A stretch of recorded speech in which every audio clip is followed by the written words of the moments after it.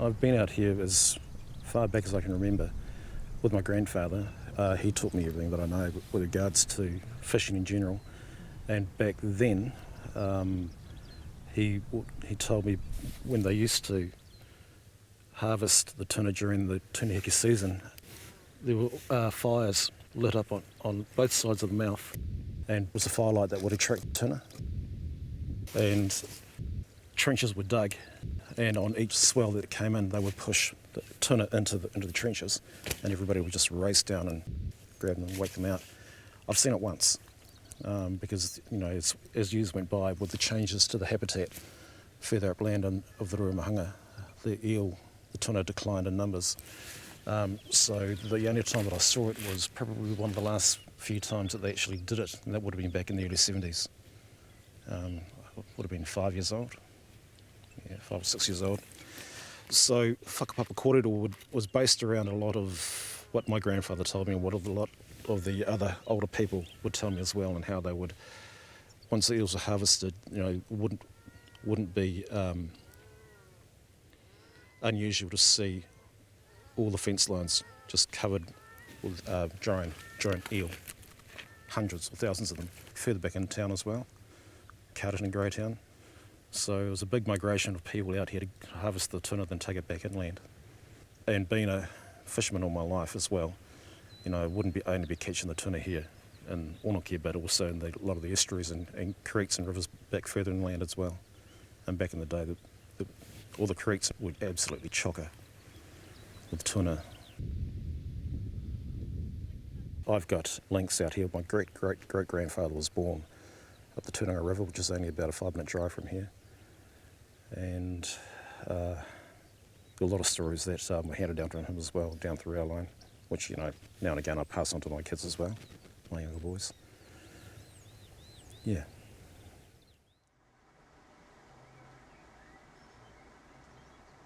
When they're ready to migrate, she'll head off into the Ruamahanga River over there and then make her way down to Onoki. Perhaps we're 110 kilometres from Onoki Moana. When the heke was on the migration, they would dig trenches from the side of the lake towards the banks, and then they'd dig a hole at the end of the trench. And so when the lake was expanding, the migrating eels, some of them would follow the trenches when the water started to go down, and then when it was almost gone, the hole at the end would be filled up with eels. They were always careful not to take too many, because the earliest people that had arrived here, it's known and acknowledged that they made some mistakes with some of the things they got up to, and they realised that if they destroyed the area that they were living in or put it under threat, then they weren't going to survive themselves. So that's where they developed some smarter management practices. There'd be particular times when you could fish, and particular places, some might be rested. While you moved on to, like, one stream would be rested for maybe a few years, you move on to another place, and they'd keep a record of it. But up here, I am the 7th child, and my mother would say that I was the first girl. I had to go with my brothers because they would be the ones that would be babysitting me, and I would have to go out with them eeling. We call it the Ponatei, but it was actually on the Huangaroa River where they would go eeling, and they were just the champions. They were just great at doing what they did. But the river, all of us kids would go there, and we'd always be looking for life, because the coders, they weren't so scary as the eels, but they were fun. That was fun, just all that time, the children and us children being in that stream, researching. We didn't think of it as being science, but when you think about it, the scientific things that we saw there that are not there now, it's, where's it gone?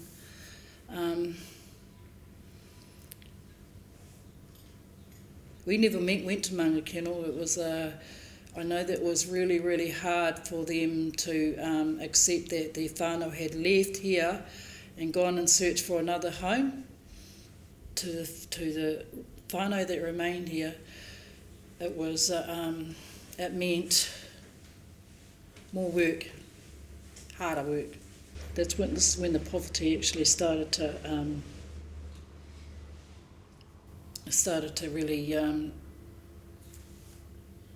eventuate here, because we didn't have the access to the rivers and the lakes like we had in the past. Everything was sort of getting closed off with the, having access to those waterways, to our mahinga kai. If you had a good relationship with the farmers, and that was okay, but if you didn't, you know, your going to get kaimoana was became more restricted into just certain places where you could get it. My father,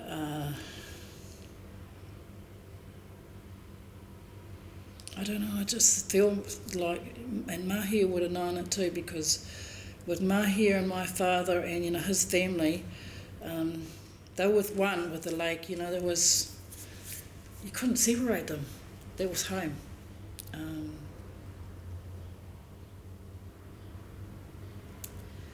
The times I can remember going out with my father, that was even duck shooting off that out there, and just seeing the bird life. No, I don't know, I never knew our lake was this like this until maybe 25 years ago. Then I realised, shit, we aren't the pristine, you know, still have the natural waterways with all our native species of fish and all our native birds and all these other exotic birds that come to feed in there. How that disappeared, and like in such a short space of time. And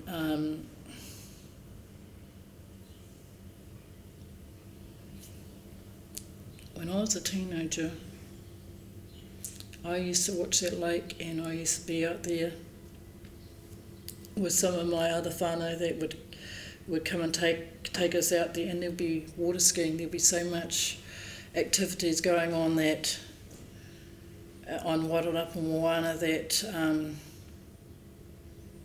I don't see that happening anymore. It's like it's too dirty to go and play in now.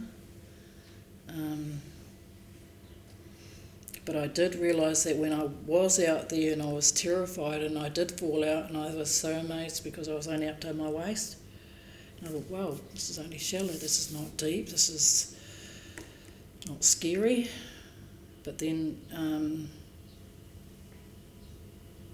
now I'm thinking that I'd be lucky if it's up to my knee. So I'm just aware of the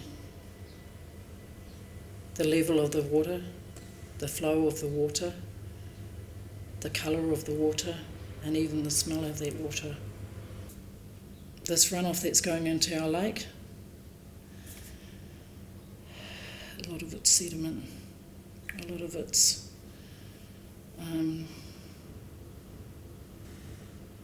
chemical contamination things, and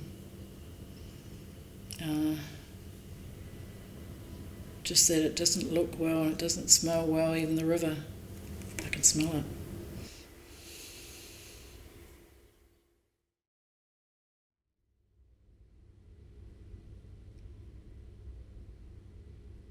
The river was always part of our lives, and my friends, you know, we swam at the river. We would leave school at lunchtime and go to the river and not come back, you know. It was part of a normal upbringing in the Wairarapa as you are down the river. This is in the sort of 80s, 90s. Yeah, it's just everyday part of life. And my uncle, adopted uncle, Matt Paku, he was the father of my best mate, and he'd take us out to farms eel fishing because he was a commercial eel fisherman, and he did it all around the Wairarapa, so we were sort of lucky enough to travel in the back of the truck on the open tray, discovering little creeks and lakes around the back country of Masterton, and that's when I really deeply fell in love with our rohe, and Matt would employ us for the summer period, and it was a time to hang out with the boys, and Matt would get ready and we'd go lay the nets late at night or in the evening, and then first thing in the morning, so we'd start at 4:35. We'd drive out to where we set those nets, and before the sun rose, we would be in the water floating down a river or a stream. And one time in particular that really changed my life is a place up the Ruamahanga, which is at the foothills of the Tararuas, big boulders, deep pools, and there's a place that's really special. And I remember Matt telling us in the truck on the way out there, we were like yawning and complaining, and he said, "You guys don't know how lucky you are," and I'll always remember that. Getting into wetsuits, freezing cold, you know, the water's cold, and then floating down into a gorge, the Aporo Mahanga Gorge, and it's quite short, but the gorge is part of the remnants of the forests that were north of Masterton, and you know, there's kahikatea, you know, 1,000-year-old kahikatea, you know, scattered along the edge, and then you go into this ravine and the sun hasn't come up and you're going into shadow, deep pools, 100% visibility, just as the sun's sort of coming over, and you know, you can imagine. And we'd set the nets the night before. I got the short straw on this occasion. I'll never forget slipping into the water, but it was like, you know, 100% visibility, and that early morning sun coming on the water, and just magical. And we got to sort of halfway through without any eels, and then thinking the last one wouldn't have any eels either, and I swam down, came face to face with a really big tuna, you know, an old lady, a kaumatua, and I was in her world for a second, and we sort of had this moment, you know, and it shaped the rest of my life. That, you know, it was a proper turning point in my young life, and so, you know, that was the beginning of that story. And, you know, now I make them. Yeah.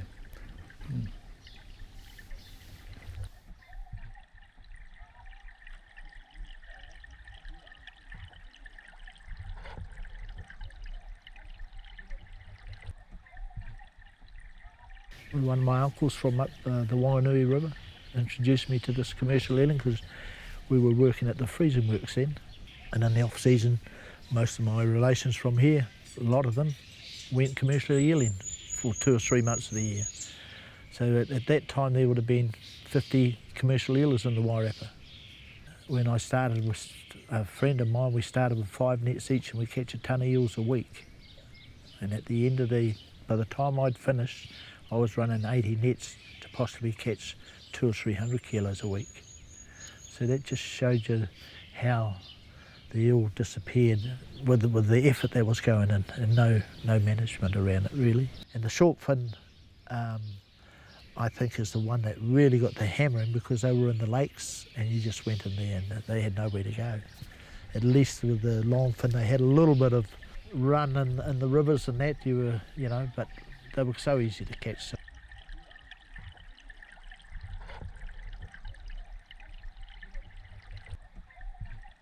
The disappointing thing for me this year, and it's the first time I've ever seen, is the shortage of elver coming back. It's the first time I've ever really seen it. It's bad, really, when you think that my people, my dad, my grandparents, my cousins, used to eat the elver. My dad used to always tell me about it. And we've certainly eaten it, and only a couple of times. We brought it home and eaten it. It's beautiful. But the quantities are not there now, Even though we've seen millions of them coming up in the last few years, my dad says when he was a young fella, the rivers were like milk. So no commercial activity, and then for the commercial, that stopped all the breeding stock going. So in his time, as he says, it was just like milk running up the Kaiwan, the Whareama, and most of our rivers. The Rumahanga would have been the same, the lake. Wanoki and Wairarapa are very unique to themselves, a bit like some of the lakes down the South Island. There's only one outlet for the whole valley. So with all the obstacles in the way, the diversion and that in the Rumahanga River, and the changing of the waterways from the Anoki into Lake Wairarapa Lake and the top lake, certainly over the years of fishing there, you see the drop in the eels commercially, but I would have said a lot of it would have been the eels not getting back into the lake too. Through all of the flood stuff they done down there, and taking the land for farming and that, and reduced all of the environment. So yeah, we've seen some big changes in the tuna.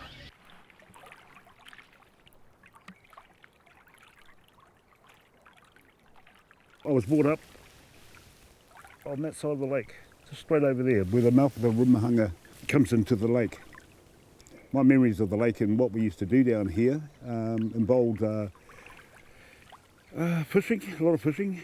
Because I was the sort of tallest in the family, I was always on the deep end of the dragnet, so that involved a lot of being able to swim, especially if you walked into a hole.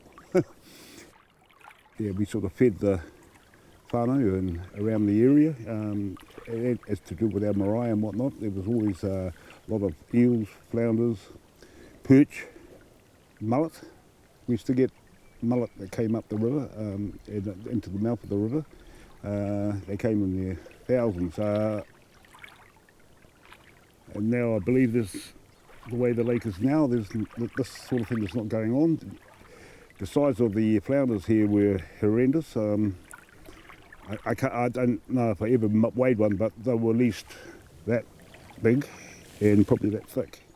And these were called lake flounders, and I'm led to believe there's not any left here. This is kahanuni, this is part of us. Tahu kahanuni, there's marae's on the hills all along this lake, overlooking it. We're the guardians. We're not guarding anything, in my eyes. The pH level is so high, it won't sustain the fish that used to be caught here. And it's sad, and I blame it on the government. They take away something as special as this lake and then give it back to us as ruined. It was never like that when they took it, and now look at it. Yeah. Give us something that's broken. Yeah.